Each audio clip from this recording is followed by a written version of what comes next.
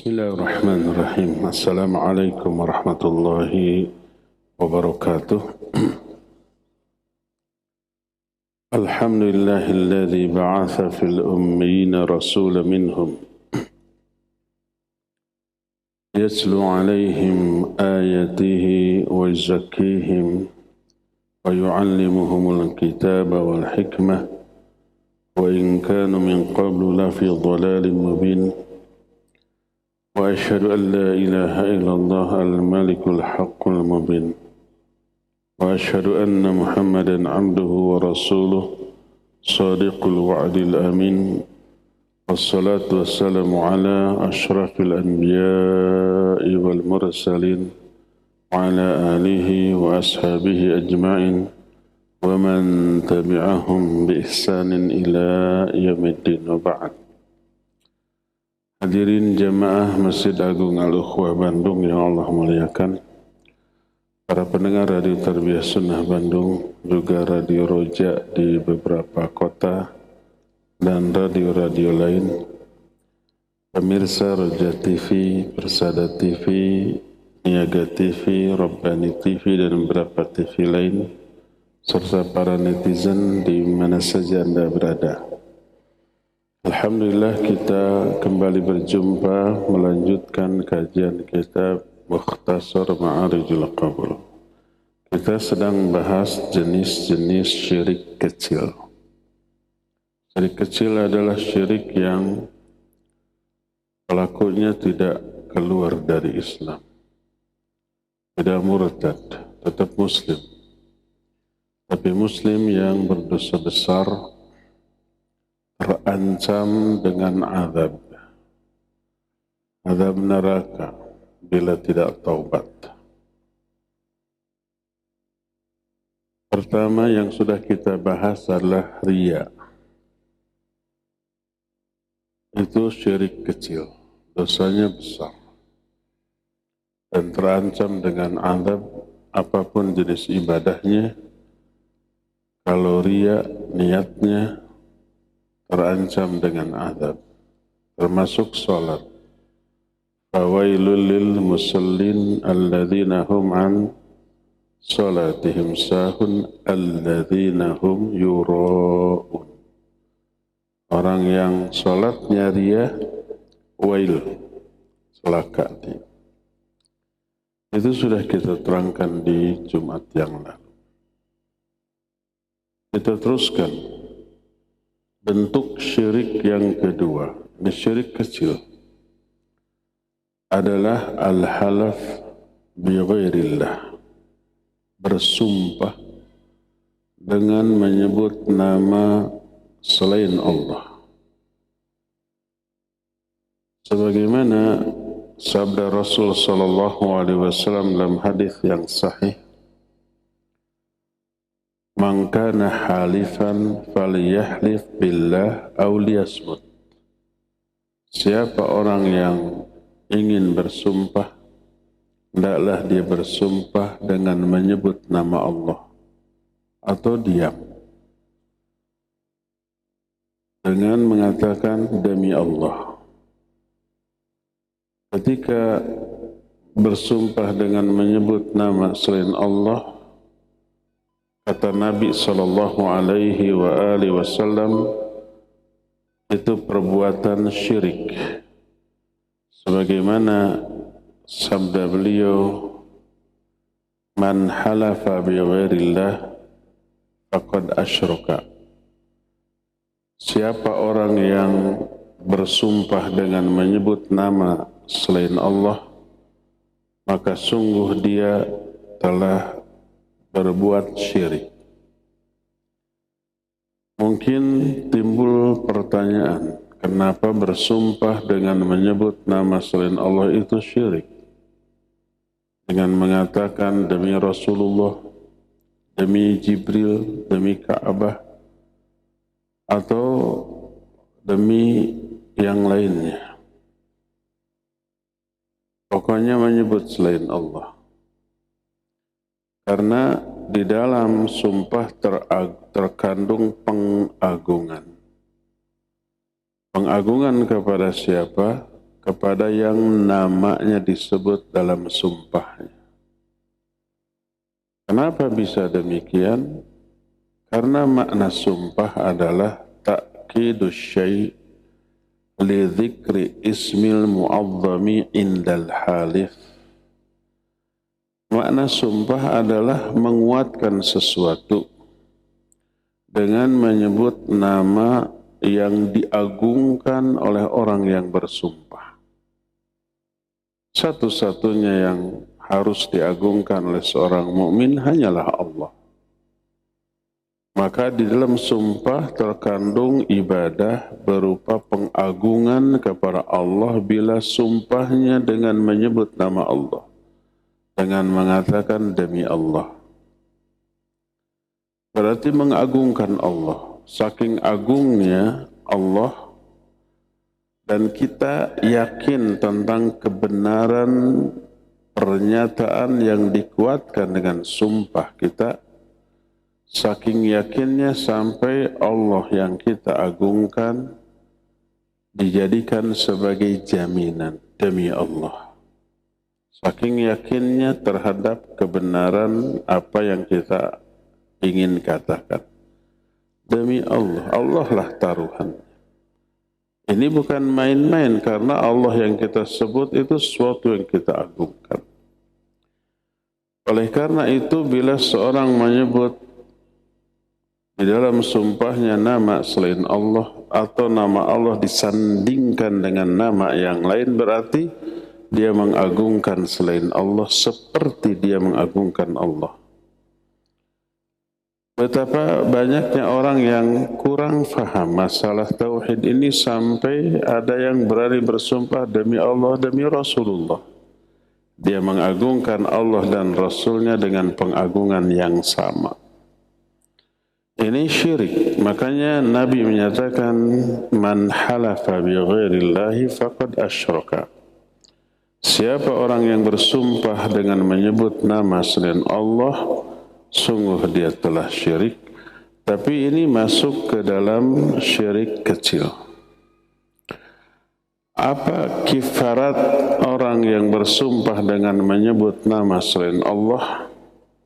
Kifaratnya hanya mengatakan kalimat tauhid la ilaha illallah. Sebagaimana hadis sahihain riwayat Bukhari dan Muslim dari Abu Hurairah radhiyallahu anhu, berkata Nabi alaihi salatu wassalam, man halafa faqala fi halfihi billati wal uzza falyaqul la ilaha illallah. Siapa orang yang bersumpah lalu dia di dalam sumpahnya mengatakan demi Lata dan Uzza, hendaklah dia mengatakan la ilaha illallah. Dari sini kita mengetahui bahwa bersumpah dengan menyebut nama selain Allah masuk ke dalam jenis syirik kecil. Makanya dia tidak disuruh untuk mengucapkan 2 kalimat syahadat lagi, tapi sebagai kifarat hanya mengatakan la ilaha illallah. Oleh karena itu berkata Abdullah bin Mas'ud radhiyallahu an, li an ahlifa billahi fil kadhib ahabbu ilayya min an ahlifa bi ghairillahi ala sadiq. Kalau aku bersumpah dengan menyebut nama Allah untuk sebuah kebohongan, itu lebih aku sukai daripada bersumpah dengan menyebut nama selain Allah untuk sebuah kejujuran. Agak mikir sedikit, sekali lagi.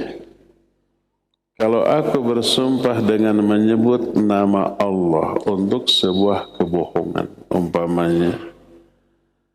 umpamanya kamu nggak punya uang nggak? Enggak, padahal punya. Masa demi Allah saya tidak punya? Bohong tidak? Bohong. Dosa tidak? dosa. Dosa apa? Maksiat. Tapi sumpahnya benar, menyebut nama Allah demi Allah. Itu dosa maksiat karena berdustanya. Dua dosanya. Pertama berdusta, kedua menguatkan dustanya dengan sumpah. Tapi kalau bersumpah umpamanya kamu punya uang, punya dong. Ini jujur. Masa? Demi langit dan bumi. Maka ini syirik. Dosanya lebih besar daripada yang pertama. Dua-duanya salah, dua-duanya dosa. Tapi dosa maksiat lebih enteng. Lebih ringan daripada dosa syirik, walaupun syirik kecil.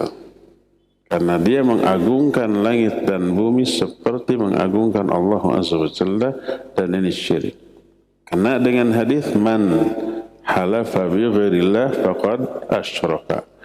Siapa yang bersumpah dengan menyebut nama selain Allah, dia sungguh telah syirik. Tapi dosa maksiat lebih enteng daripada dosa syirik. Makanya Abu Abdullah bin Mas'ud menyatakan, kalau aku bersumpah dengan menyebut nama Allah, ini semuanya benar.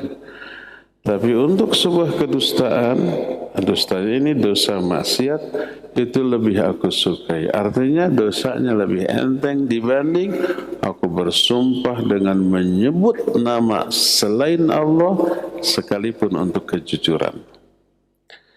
Walhasil bersumpah dengan menyebut nama selain Allah adalah perbuatan yang sangat terlarang.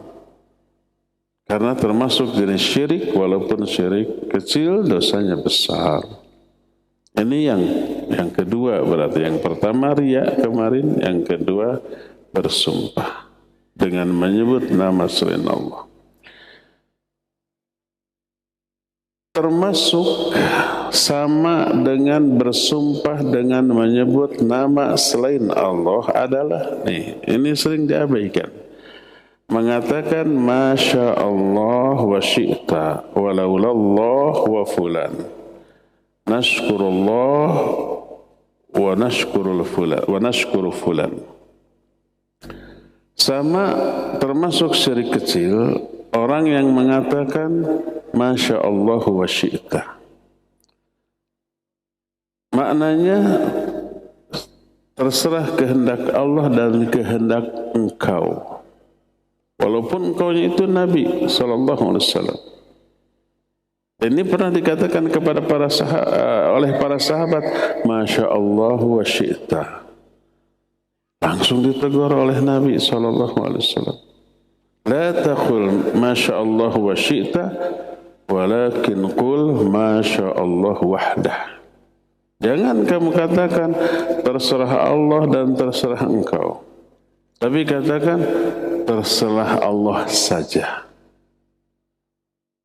Termasuk walaulallahu wa fulan, seandainya tidak ada Allah dan si fulan.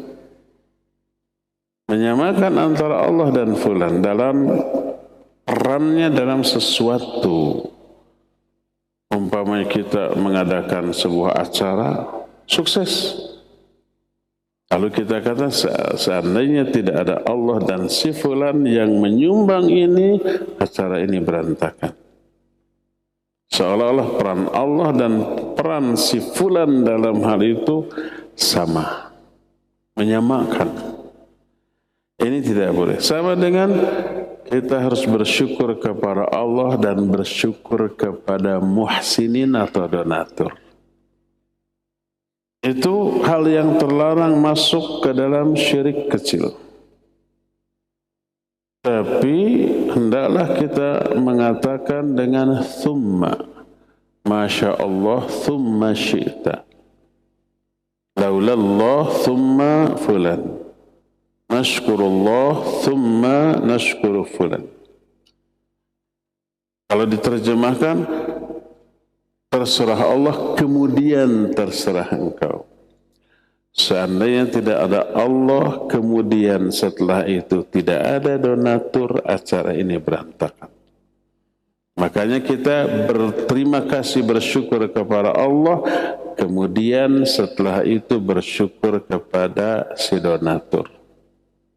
Kalau pakai kemudian boleh, kalau pakai dan tidak boleh. Karena kalau dan menyamakan, kalau pakai kemudian itu tertib yang berbeda level. Maka itu dibolehkan. Saya tidak tahu perbedaan dan dengan kemudian dalam bahasa Indonesia. Tapi kalau dalam bahasa Arab antara waw dan thumma jauh berbeda. Dua-duanya disebut huruf athaf. Tapi kalau thumma ada jeda, ada perbedaan yang jauh. Kaidah ada sebait syair di dalam kitab Nahu namanya Alfiyah susunan Ibnu Malik. Ketika berbicara tentang huruf ataf, ya, kalau waw disebut lil mutlaqil jam'i, menyatukan, menyamakan secara mutlak. Kalau au maknanya atau tapi segera. Tapi kalau thumma berurutan tapi ada jeda waktu. Kalau bukan au fa, kalau fa berurutan nggak ada jeda waktu. Ja'a Muhammadun fa Zaidun. Telah datang Muhammad, setelah itu Zaid, berurutan. Tapi ja'a Muhammadun thumma Zaidun, datang Muhammad, setelah itu berapa lama kemudian? Kemudian Zaid. Tapi ja'a Muhammadun wa Zaidun bareng. Kaidah wal fa'u litartibil bittisal wa thumma litartibi binfisal. Huruf fa untuk menyatakan urutan, tapi ittisal nyambung waktunya. Tapi kalau thumma menunjukkan urutan, tapi terpisah jauh. Kalau waw bareng sama-sama. Ini kalau dalam bahasa Arab jelas antara waw fa dengan thumma. Saya nggak tahu dalam bahasa Indonesia. Ya kalau umpamanya dan lalu kemudian. Itu juga beda kan? Kalau dan bareng, datang Muhammad dan Zaid bareng. Datang Muhammad lalu Zaid berurutan. Datang Muhammad kemudian setelah itu Zaid, gitu kan? Ya, dalam bahasa Indonesia juga sama begitu. Nah, implikasinya di dalam makna antara waw dengan thumma penggunaannya jauh berbeda maknanya. Kalau dikatakan Masya Allah wa syi'ta, menyamakan kehendak Allah dan kehendak engkau. Tapi kalau Masya Allah thumma syi'ta, ini berbeda. Maknanya terserah kehendak Allah, kemudian setelah itu kehendak manusia, maka kehendak manusia maknanya di bawah kehendak Allah. Allah berfirman, wa ma tasha'una illa ay yasha Allahu rabbul alamin. Kalian tidak akan punya kehendak kecuali Allah yang menghendaki kalian punya kehendak seperti itu. Kehendak kita juga diberi oleh Allah. Kalau Allah tidak menghendaki kita berkehendak demikian, kita tidak akan berkehendak demikian. Makanya hati-hati kalau kita pidato memberi sambutan, pertama-tama kita bersyukur kepada Allah dan kepada donatur, kepada panitia. Ini nggak boleh pakai dan. Tapi kalau kemudian boleh. Karena apa? Karena terima kasih kita kepada orang itu di bawah level terima kasih kita kepada Allah Azza wa Jalla. Jadi itulah jenis syirik yang ketiga, syirik kecil, mengatakan menyamakan antara Allah dengan makhluk dalam hal-hal tadi, dalam hal kehendak dengan mengatakan Masya Allah wa syi'ta, dengan mengatakan laulallahu wa fulan, seandainya tidak ada Allah dan donatur, acara ini berantakan. Itu tidak boleh, termasuk syirik kecil. Keempat, di antara jenis syirik kecil adalah ruqyah dan jimat. Umumnya ruqyah dan jimat termasuk ke dalam kategori syirik kecil.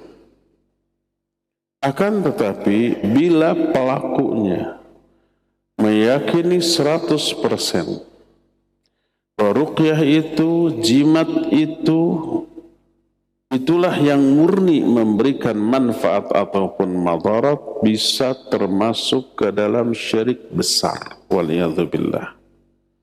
Kenapa? Karena saat itu dia bertawakal kepada benda mati lagi. Jimat kan semuanya benda mati ya. Ada yang berupa batu ali, ada yang berupa senjata pisau, keris, pedang, ada yang berupa tulisan di kertas, digulung-gulung pakai bunga, pakai minyak kasturi, disimpan di sabuk. 100% meyakini itu. Iktimad, tawakal, itu bisa syirik besar. Adapun kalau umpamanya tidak 100%, maka itu termasuk ke dalam kategori syirik kecil. Apa sajakah itu? Pertama adalah at-ta'aliq. Makna at-ta'aliq adalah jimat-jimat yang digantung. Kadang digantung di leher, dikalungkan gitu ya. Apapun bentuknya, nanti akan kita rinci. Kadang digantungkan di pintu, di setiap pintu rumah, pintu kamar, pintu jendela, dengan keyakinan bisa menolak bala. Kadang di binatang, kadang di kendaraan, motor, sepeda, mobil. Itu namanya ta'aliq. Dan orang yang menggantungkannya, orang itu sudah terjerumus ke dalam perbuatan syirik. Siapa yang mengatakan? Nabi SAW. Jangan sampai ada komentar, Ustaz ini sedikit-sedikit syirik, sedikit-sedikit syirik. Memang yang syirik sedikit, yang tauhidnya lebih banyak. Kalau orang ditanya, apa hukumnya babi? Haram. Darah? Haram. Bangkai? Haram. Oh, semua aja haram. Lalu makan apa kita? Kalau yang haram hanya beberapa, cuma semuanya disebut.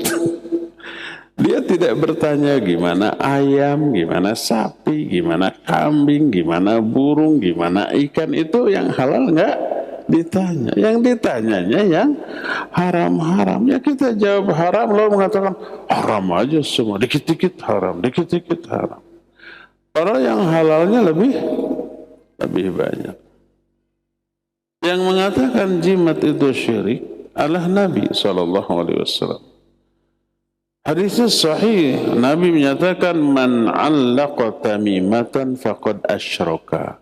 Siapa yang menggantungkan tamimah, jimat, dia sudah syirik. Hadis ini sahih.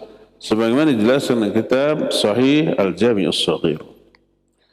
Masih dalam hadis yang sahih, anna Rasul sallallahu alaihi wasallam fi ba'di asfarihi arsala rasulan alla yabqiyanna fi rukbati ba'irin qiladah min watrin aw qiladah illa quti'at. Nabi sallallahu alaihi wasallam dalam sebagian safarnya mengutus utusan, lalu diberi amanah, diberi nasihat. Apa amanah nasihatnya? Janganlah dibiarkan kalau ada di leher unta watrin au qiladah, sesuatu yang dikalungkan, benang atau apapun, dengan keyakinan apa yang dikalungkannya itu bisa menolak penyakit bagi unta ini, jangan dibiarkan kecuali diputus, dibuang. Nah, itu termasuk jimat-jimat yang digantungkan. Di antara bentuk-bentuk jimat yang dikalungkan atau yang disebut dengan ta'aliq adalah pertama, al-wadi'ah. Apa itu al-wadi'ah? Wahia syai'un abyad yujlabu minal bahar yu'allaku fi huluqis sibyan wa ghairihim riraddil ain. Al-wadiyah itu sesuatu yang warnanya putih diambil dari laut, kerang seperti itu ya, atau apalagi yang sejenis kerang-kerangan yang digantungkan di leher anak kecil atau yang lainnya dengan keyakinan bisa menolak penyakit ain atau penyakit lainnya.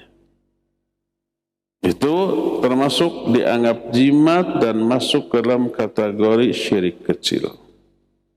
Kedua, nab. Nab itu taring yang biasanya diambil dari taring binatang buas. Mungkin beruang, mungkin serigala, mungkin buaya, mungkin harimau. Diambil giginya, dibolongin, diikat dengan tali lalu dikalungkan di leher. Dan diyakini itu juga bisa menolak madarat. Ini termasuk jimat. Yang ketiga, halaqah. Halaqah juga sama. Jadi sebuah lingkaran yang dilingkarkan di leher dan dianggap bisa menolak penyakit apapun, termasuk a'yunud dhi'ab, mata serigala. Mata serigala diambil, diikat, kemudian dikalungkan di leher anak kecil atau yang lainnya dan dianggap pengusir jin. Jin, setan, gandarwo, kuntilanak, tuyul, yang sejenis itu lari menghindar. Karena mereka yang bikin, karena mereka yang menganjurkan.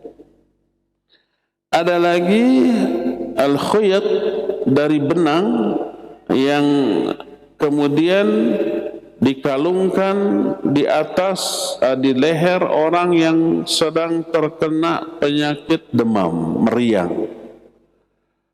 Maka diyakini itu bisa mengobati.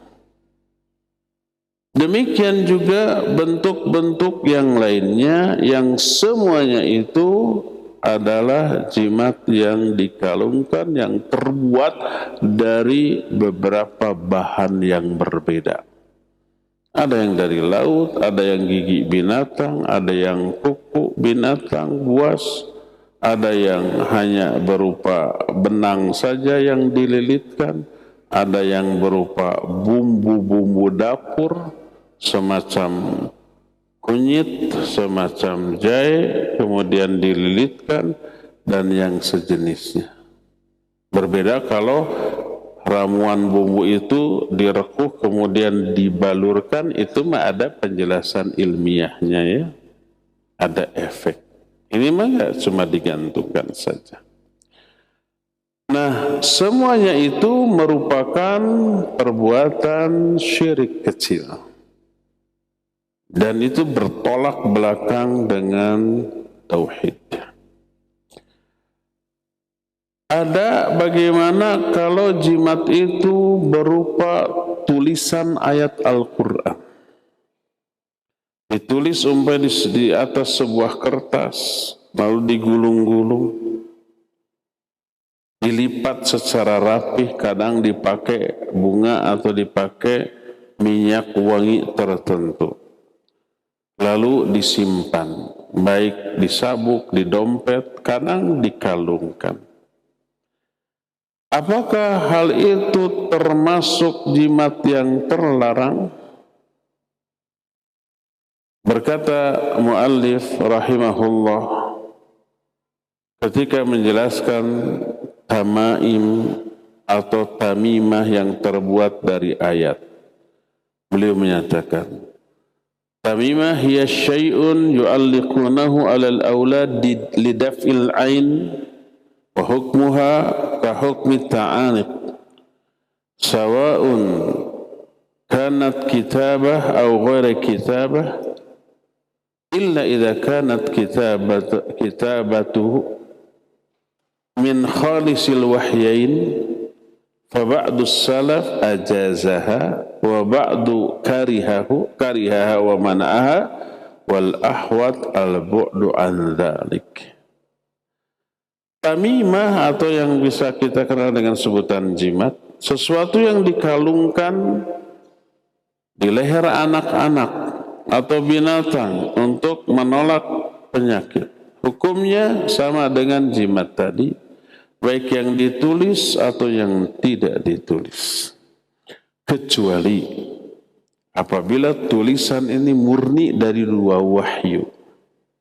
Mungkin Quran, mungkin hadis. Hadisnya sahih. Atau ayat Quran yang dituliskan. Sebagian ulama salaf ada yang membolehkannya. Sebagian lagi ada yang memakruhkannya dan sebagian lagi ada yang mengharamkannya. Ikhtilaf. Tapi yang paling hati-hati, paling selamat adalah menjauhi hal tersebut. Karena apa? Karena dikhawatirkan ta'ammud atau penyandaran kita kepada bendanya, bukan kepada Allah Subhanahu wa ta'ala. Inilah beberapa jenis jimat dan termasuk kepada jenis syirik kecil. Kedua, ada lagi ruqyah, jampe-jampe atau mantra. Ini juga termasuk syirik, walaupun ada yang dikecualikan. Sebagaimana sabda Nabi SAW, inna ruqa wa tamaim wa tiwalah syirkun. Sesungguhnya ruqyah, ruqyah itu mantra, jampe, atau jimat, atau tiwalah. Tiwalah itu pelet, asihan, susuk yang dipasang. Biasanya susuknya dalam bentuk emas,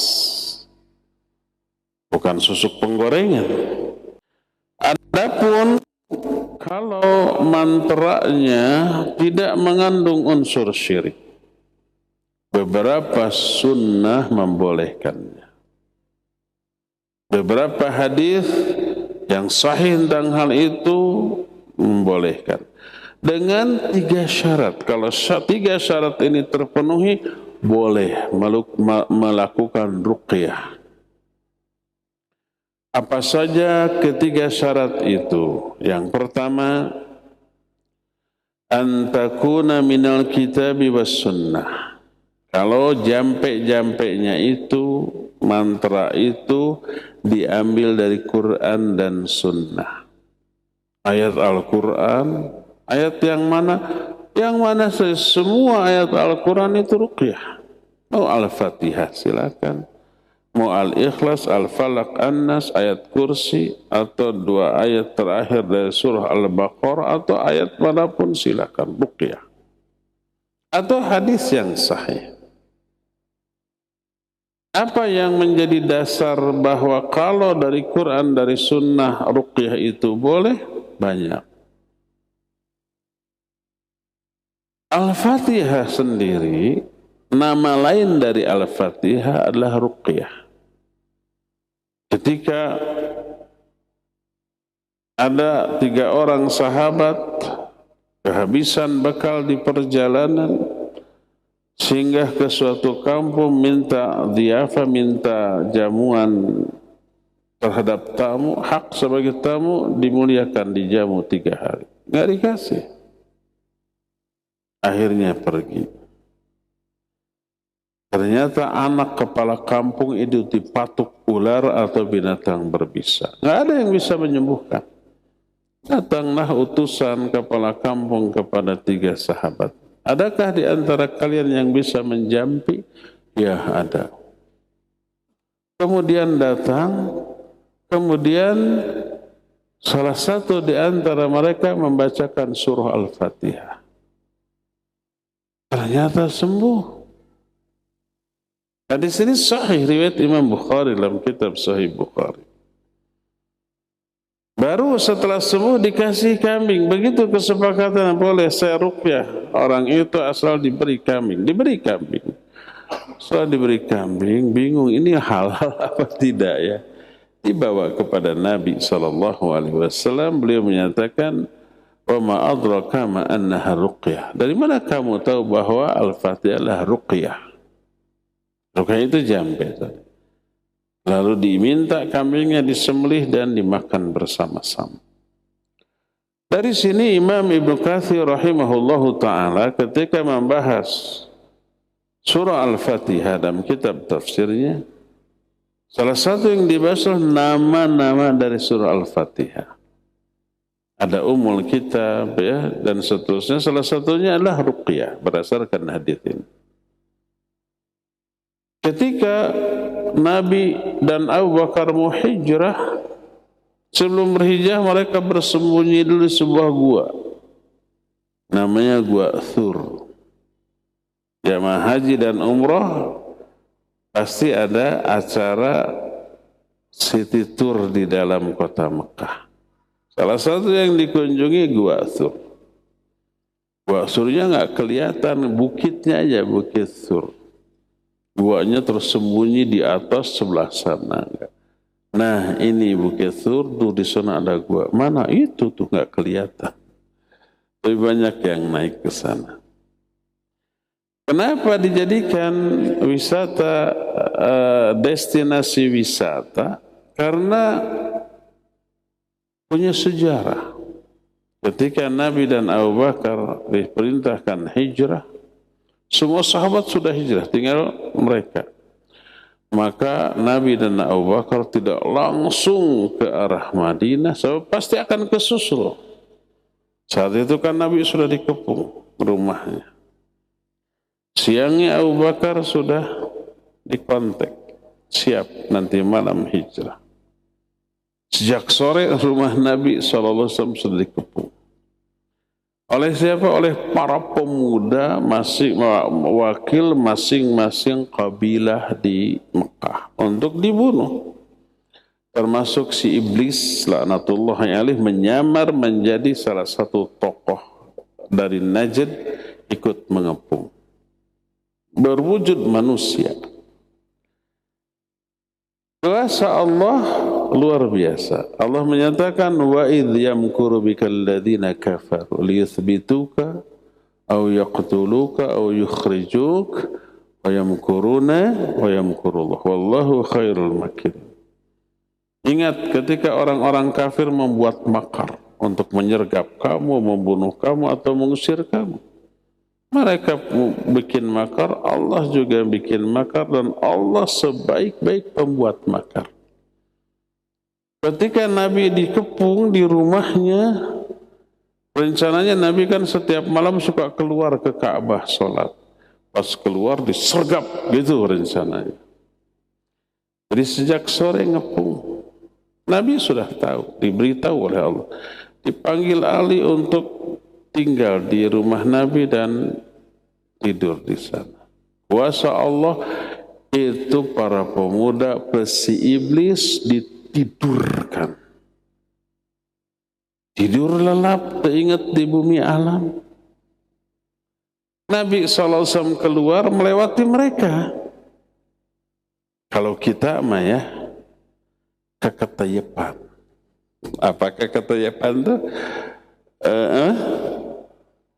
Mengendap-endap, takut bangun. Satu bangun, semua bangun bisa diserbu Nabi SAW. Tapi beliau memang enggak, meraup pasir, ditabur-taburkan tuh.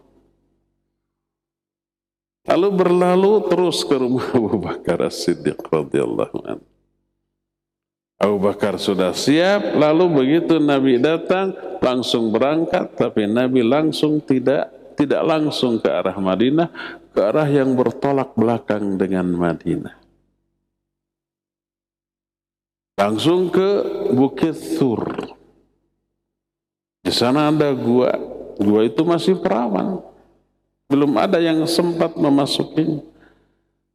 Abu Bakar khawatir keamanan gua itu, Nabi SAW disuruh tinggal dulu di luar, dia masuk. Ketika masuk, dari luar ke dalam itu ngegejlik tuh, loncat ke bawah. Tidak rata. Didapati banyak lubang-lubang ular. Ular di padang pasir itu berbisa loh, ular derik kayak gitu ya. Beliau mencopot bajunya, disobek-sobek, disumpal itu semua lubang ular biar nggak keluar.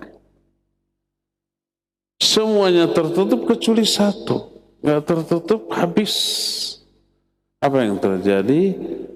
Ditutup yang satu itu oleh kaki Abu Bakar.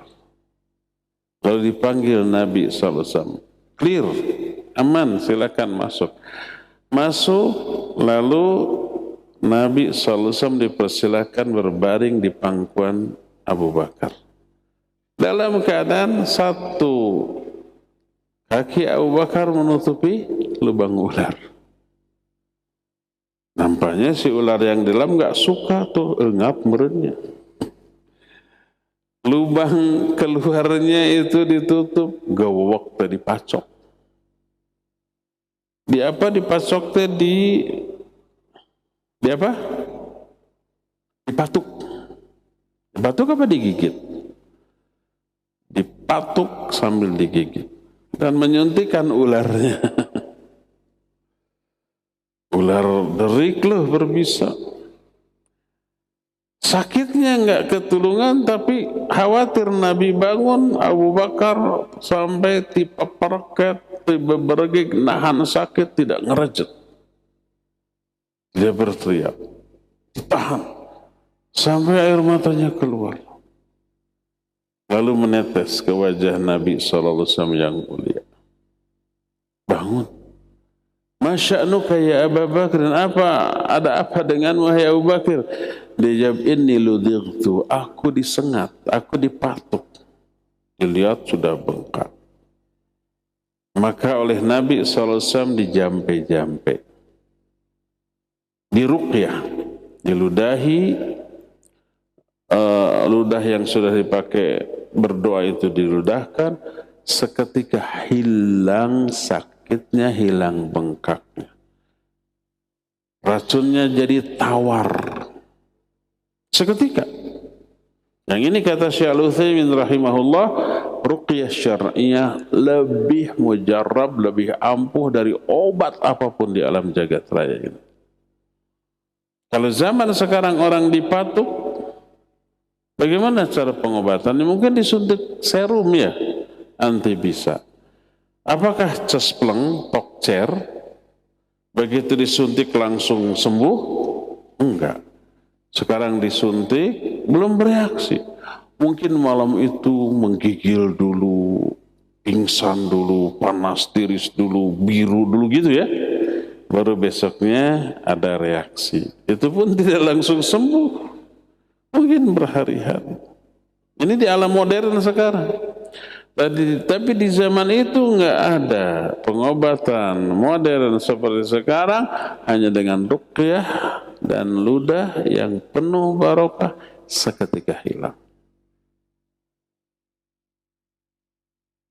Bagaimana dengan orang kafir tadi yang tidur? Itu panjang, nggak akan diceritakan, enggak. Bukan itu materi sekarang. Materi sekarang adalah tentang ruqyah syar'iyah. Jadi beberapa hadis yang sahih menjelaskan bahwa ruqyah syar'iyah selama diambil dari kitab dan sunnah boleh.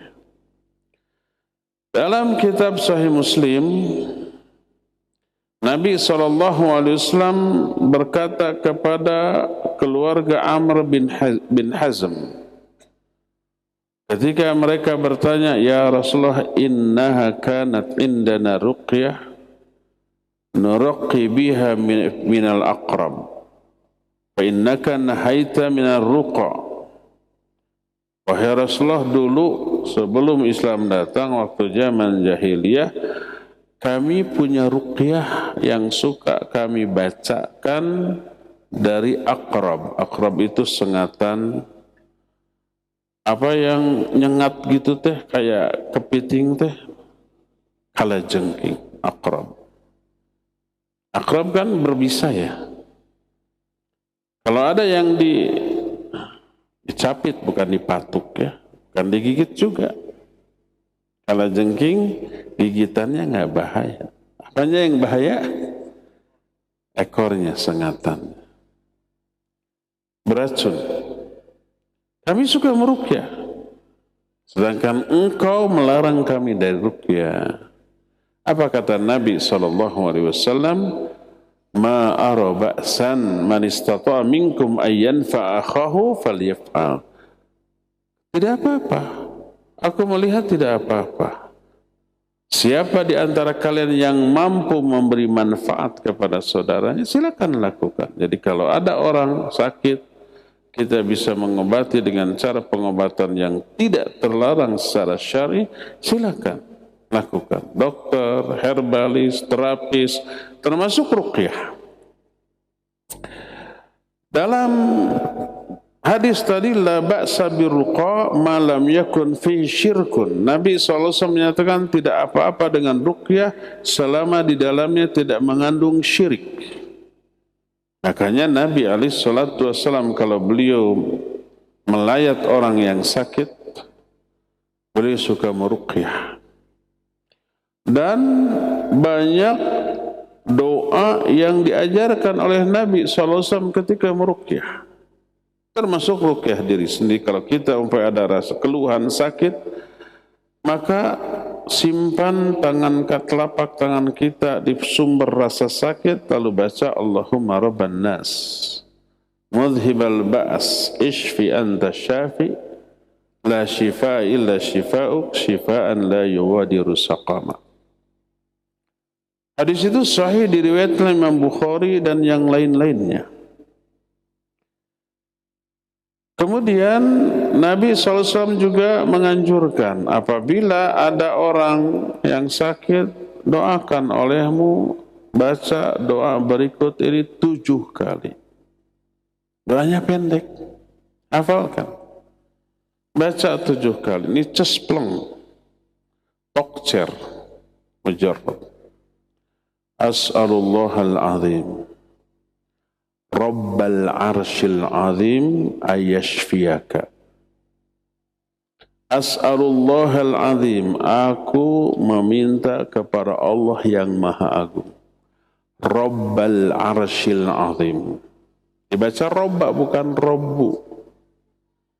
Yang faham ilmu nahu pasti faham, pasti ngerti. Kenapa robba? Sebab robba ini badal dari Allah. As'alullaha. Dibaca loha bukan lahu. Kenapa loha? Karena maf'ulun bih, objek bahasa kita. Dan maf'ulun bih harus nasab, tanda nasabnya fathah karena dia isim mufrad. As'alullahal azim Rabbal arshil azim. Rabba ini badal dari Allah. Rabbal arshil azim, pemilik atau penguasa arsy yang agung. Ayyashfiyaka, semoga dia menyembuhkanmu. Baca 7 kali. Niscaya Allah akan menyembuhkan orang yang sakit itu. Yakini dan suruh si pasien yakin juga atas doa kita. Sebab sejauh apa matihnya ini doa dalam menyembuhkan penyakit sangat tergantung kepada, pertama, keyakinan si peruqyah terhadap ruqyahnya. Kedua, keyakinan Si orang yang diruqyah kepada orang yang meruqyahnya dan kepada isi ruqyahnya. Kalau semua yakin, samalah dengan dokter. Ada pasien ke dokter begitu datang, ini dokter kurang meyakinkan. Tapi sudah antri ini, orangnya masih muda, kelihatannya belum banyak pengalaman. Kalau mau balik lagi, tanggung ya sudahlah.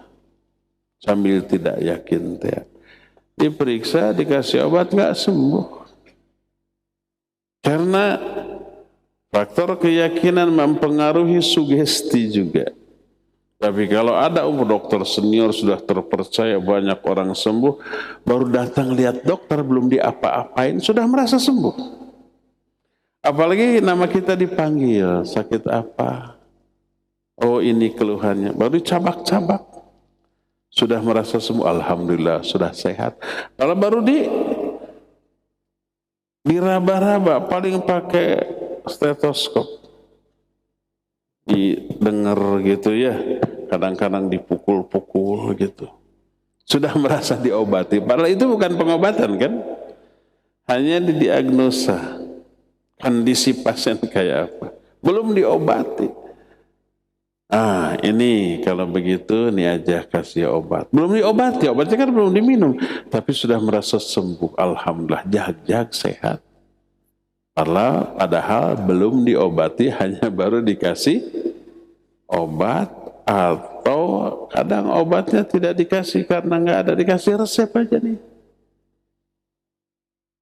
Leos, nanti dulu bayar. Oh iya. Kata dokter, habiskan, minggu depan kesini lagi, saya kasih lagi obat yang pahit lagi, saya minta lagi duit. Datang nggak? Datang lagi, nurut, siap dok, terima kasih gitu kan. Karena kepercayaan yang tinggi, belum diobati aja sudah merasa sembuh. Faktor sugesti. Sugesti dalam pengobatan luar biasa. Jadi kalau si pasien percaya, orang yang ngeruqyahnya juga yakin, maka akan mujarrab. Tapi kalau yang meruqyah, ini asal-asalan aja, saya yakin nggak akan ngaruh, tapi pura-pura sajalah, gitu ya. Kalau ruqyahnya benar, hadisnya sahih. Tapi si peruqyahnya aja nggak yakin, si ininya juga nggak yakin, saya mah nggak yakin, tapi lah bisa menyinggung kan mesin diruqyah, maka nggak akan sembuh. Jadi kalau kita meruqyah, yakinlah dan tanamkan keyakinan itu kepada si pasien dan lihat akibatnya. Insya Allah Allah akan sembuhkan.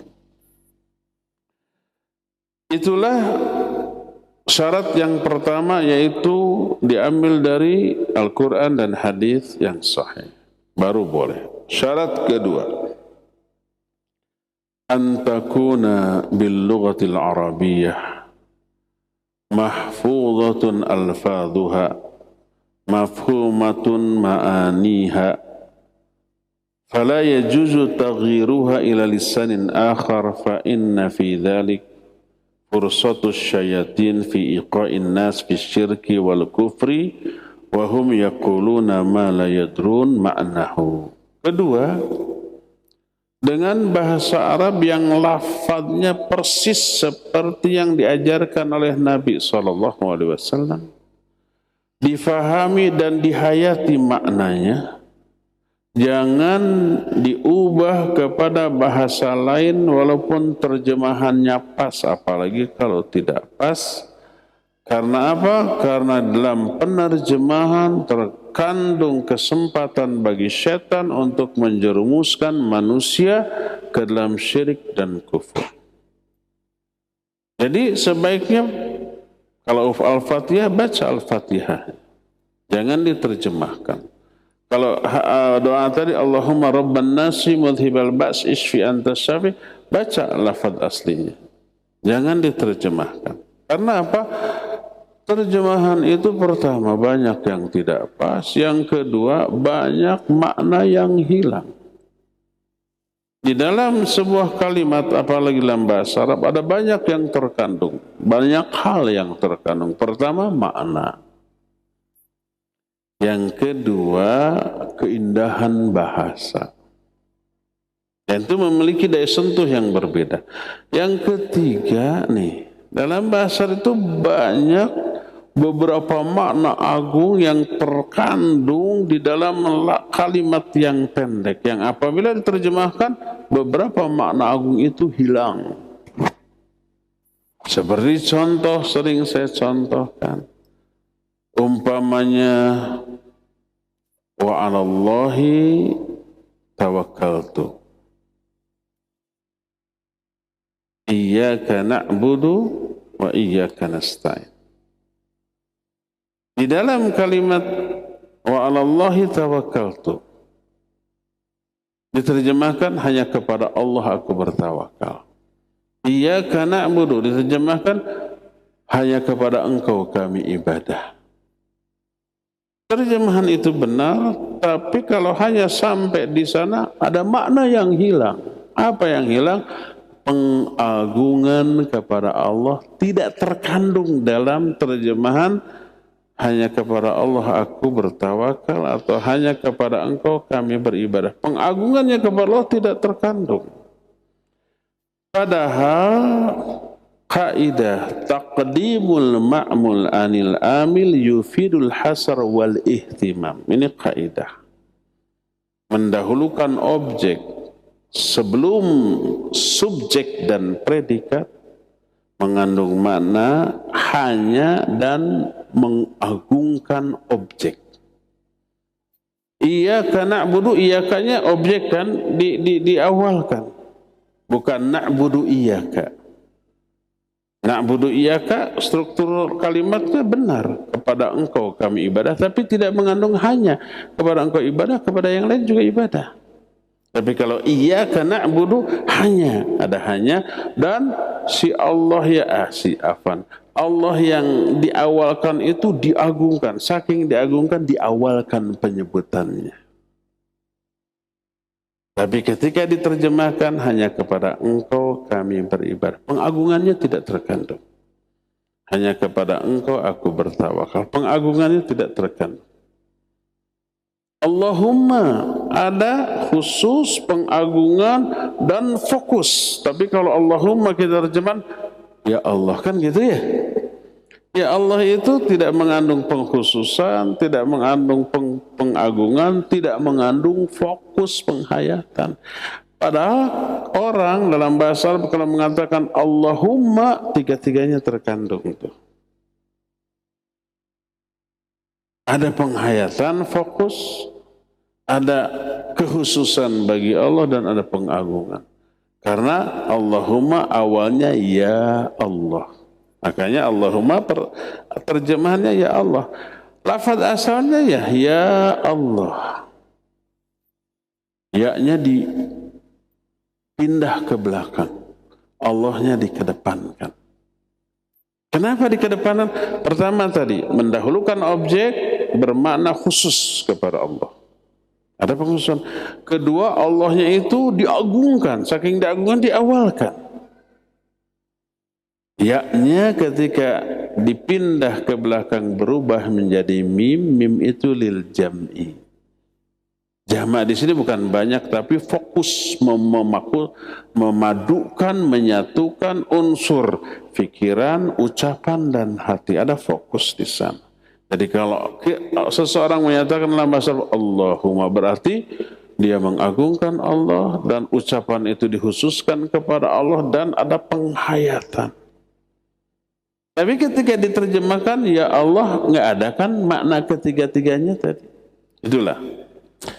Makanya pelihara lafaz asli dalam bahasa Arab, terutama ayat dan hadis yang sahih, hayati maknanya semendalam yang kita bisa. Ini syarat yang kedua.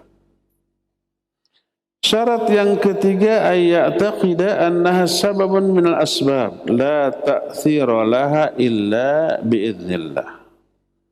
Fala ya'taqidu fiha naf'an bidzatiha.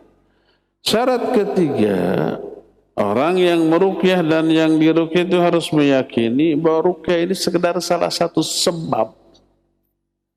Tidak akan pengaruh manfaat apa-apa tanpa izin Allah. Allah yang menyembuhkan. Tidak boleh diyakini ruqyah inilah yang menyembuhkan. Nggak boleh. Ini hanya wasilah yang Allah syariatkan. Untuk kesembuhan, ketika Allah memberi penyakit, untuk memperoleh kesembuhan, Allah syaratkan ikhtiar. Apa ikhtiarnya? Bisa berobat dengan cara syar'i, ruqyah. Bisa berobat dengan cara hissi. Hissi itu yang rasional, yang logis, yang empiris, yang realistis, yang ada hubungan sebab akibat antar obat, cara pengobatan dan penyakit. Seperti ke dokter, ada alasan logisnya obat yang diberikan oleh dokter dengan penyakit, ada alasan logisnya, rasional, masuk akal dan realistis, banyak yang sembuh dan ada penjelasan ilmiahnya. Walaupun nggak ada contoh di zaman Nabi SAW. Suntikan ada di zaman Nabi, nggak ada. Beda. Enggak, itu urusan dunia. Boleh nggak? Boleh kalau ada hubungan sebab akibat. Yang tidak boleh adalah pengobatan. Tidak ada contoh dari Nabi SAW. Tidak rasional, tidak logis. Tidak ada penjelasan ilmiahnya, nggak ada hubungan sebab akibat antara obat, cara pengobatan dan penyakit. Seperti memindahkan penyakit disedot pakai tenaga apa gitu, dipindah ke kambing, dipindah ke kelapa, dipindah ke labu. Masuk akal nggak? Nggak masuk akal. Horeng si mana horeng, selidik punya selidik, itu sekedar trik. Begitu si pakunya, si kelapanya dibelah, benar ada paku, ada telur busuk, gitu ya. Ada penjelasan ilmiahnya? Ada. Ternyata itu di sininya dibolongin dulu, masukin dulu, tutup lagi. Nggak ketahuan. Kan ada yang ngebongkar gitu ya. Bohong. Itulah 3 penyebab atau 3 syarat dibolehkannya ruqyah. Pertama, ambil dari Quran dan Sunnah. Kedua, pertahankan lafaz asli, pahami maknanya. Ketiga, yakini ini sekedar salah satu sebab. Wasilah yang Allah perintahkan, adapun penyembuh utama hanyalah Allah. Makanya di doa tadi dikatakan anta syafi la shifa illa shifa'u. Engkau maha penyembuh. Tidak ada kesembuhan kecuali kesembuhan dari engkau. Allah yang beri penyakit, Allah yang memberikan kesembuhan dari penyakit itu, ya. Ya, cukup ya, sampai di sini saja. Insya Allah kelanjutan penjelasan dari kitab ini akan kita teruskan di masa yang akan datang, di hari Jumat yang akan datang. Subhanakallahum bihamdik, asyhadu an la ilaha illa anta, astaghfiruka wa atubu ilaik, walhamdulillahi rabbil alamin. Wassalamualaikum warahmatullahi wabarakatuh.